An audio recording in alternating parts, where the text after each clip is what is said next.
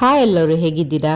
ಇವತ್ತಿನ ರೆಸಿಪಿ ನಾವು ಮನೆಯಲ್ಲೇ ಹೇಗೆ ಬ್ರೆಡ್ ಮಾಡ್ಬೋದು ಅಂತ ನೋಡೋಣ. ಮನೆಯಲ್ಲಿ ಸಣ್ಣ ಮಕ್ಕಳಿದ್ರೆ ನಾವು ಬ್ರೆಡ್ ಬೇಕ್ರಿಯಿಂದ ತಂದೇ ತರ್ತೀವಿ. ಆ ಬೇಕ್ರಿ ಬ್ರೆಡ್ಡೇ ನಾವು ಮನೆಯಲ್ಲಿ ಸಿಂಪಲ್ಲಾಗಿ ಹೆಲ್ದಿಯಾಗಿ ಹೇಗೆ ಮಾಡ್ಕೋಬೋದು ಅಂತ ಇವತ್ತಿನ ರೆಸಿಪಿಯಲ್ಲಿ ನೋಡೋಣ.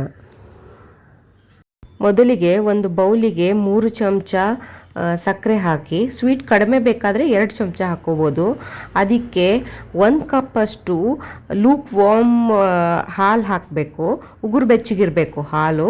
ಆ ಹಾಲು ಜಾಸ್ತಿ ಬಿಸಿನೂ ಇರಬಾರ್ದು, ಉಗುರು ಬೆಚ್ಚಗಿರೋ ಹಾಲನ್ನು ಹಾಕಿ ಅದಕ್ಕೆ 2 ಚಮಚ ಡ್ರೈ ಈಸ್ಟ್ ಹಾಕಿ ಚೆನ್ನಾಗಿ ಮಿಕ್ಸ್ ಮಾಡಿ ಲಿಡ್ ಕ್ಲೋಸ್ ಮಾಡಿ ರೆಸ್ಟ್ ಮಾಡಲು ಬಿಡಿ. ಒಂದು 15 ಮಿನಿಟ್ಸ್ ಆದಮೇಲೆ ಈಸ್ಟ್ ಚೆನ್ನಾಗಿ ರೈಸ್ ಆಗುತ್ತೆ, ಈ ಥರ ಆಗುತ್ತೆ. ಆಮೇಲೆ ಅದಕ್ಕೆ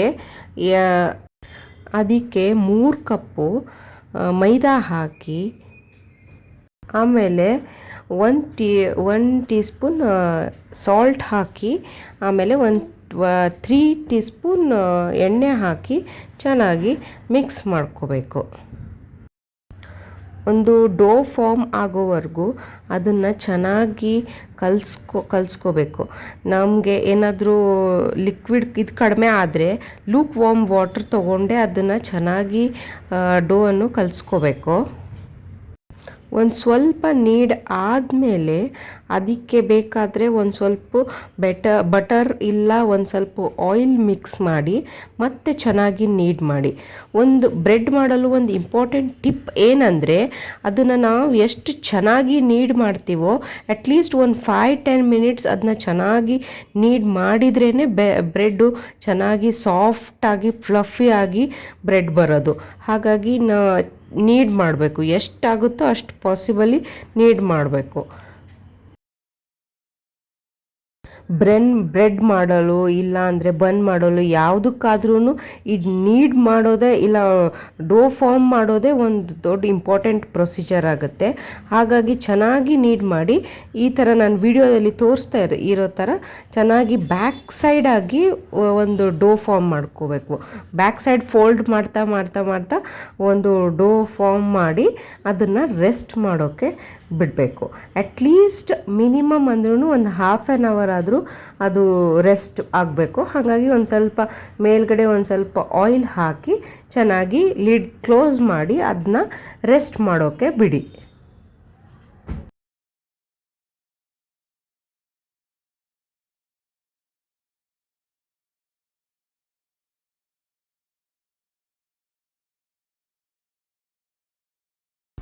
ಈಗ ನೋಡಿ ಎಷ್ಟು ಚೆನ್ನಾಗಿ ಡೋ ರೇಸ್ ಆಗಿದೆ. ಈಗ ಅದನ್ನು ಚೆನ್ನಾಗಿ ಮಿಕ್ಸ್ ಮಾಡಿಕೊಂಡು ಮತ್ತೊಂದು ಸ್ವಲ್ಪ ಅದನ್ನ ಚೆನ್ನಾಗಿ ಬೀಟ್ ಮಾಡಿ ಅದನ್ನ ಇನ್ನೊಂದು 5 ಮಿನಿಟ್ಸ್ ಆದರೂ ಒಂದು ಸ್ವಲ್ಪ ರೆಸ್ಟ್ ಮಾಡಲು ಬಿಡಿ. ಆಮೇಲೆ ನೀವು ಈ ಡೋ ಯೂಸ್ ಮಾಡಿಕೊಂಡು ಬ್ರೆಡ್ ಆದರೂ ಮಾಡ್ಬೋದು, ಇಲ್ಲ ಬನ್ ಆದರೂ ಮಾಡ್ಬೋದು, ಇಲ್ಲ ಪಿಜ್ಜಾ ಬೇಸ್ ಆದರೂ ಮಾಡ್ಬೋದು. ಈ ಎಲ್ಲದಕ್ಕೂ ಇದು ಬೇಸ್ ಇರೋದು ಇದು ಒಂದೇ. ಇವತ್ತು ನಾನು ಇಲ್ಲಿ ಬ್ರೆಡ್ಡು ಮತ್ತು ಲಾಂಗ್ ಬನ್ ಹೆಂಗೆ ಮಾಡೋದು ಅಂತ ತೋರಿಸ್ತಾ ಇದ್ದೀನಿ. ಈ ಥರ ಇದನ್ನು ಚೆನ್ನಾಗಿ ಒಂದು ಸ್ವಲ್ಪ ಲಟ್ಟಿಸ್ಕೊಳ್ಳಿ, ಈ ಥರ ಆಗಬೇಕು. ಆಮೇಲೆ ಅದನ್ನು ಅಪ್ವರ್ಡ್ಸ್ ಇಂದ ಒಳಗಡೆ ಒಂಥರ ರೋಲ್ ಮಾಡಿ ಕೆಳಗಡೆ ಒಂದು ಸ್ವಲ್ಪ ಪಿಂಚ್ ಮಾಡಿ ಅದನ್ನ ಕ್ಲೋಸ್ ಮಾಡಿ. ಆಮೇಲೆ ಈ ಥರ ಬನ್ನು ರೋಲ್ ಮಾಡಿ ಆದಮೇಲೆ ಅದನ್ನು 10 ಮಿನಿಟ್ಸು ರೆಸ್ಟ್ ಮಾಡಲು ಬಿಡಿ. ಆಮೇಲೆ ಅದ್ರ ಮೇಲೆ ಒಂದು ಸ್ವಲ್ಪ ಹಾಲು ಬ್ರಷ್ ಮಾಡಬೇಕು. ಹಾಲು ಬ್ರಷ್ ಮಾಡಿದ್ರೇ ಅದಕ್ಕೆ ಒಂದು ಸ್ವಲ್ಪ ಬ್ರೌನಿಶ್ ಆಗಿ ಟೆಕ್ಸ್ಚರ್ ಬರೋದು. ಹಾಗಾಗಿ ಹಾಲನ್ನ ಅದ್ರ ಮೇಲೆ ಒಂದು ಸ್ವಲ್ಪ ಬ್ರಷಲ್ಲಿ ಹಚ್ಬಿಡಿ.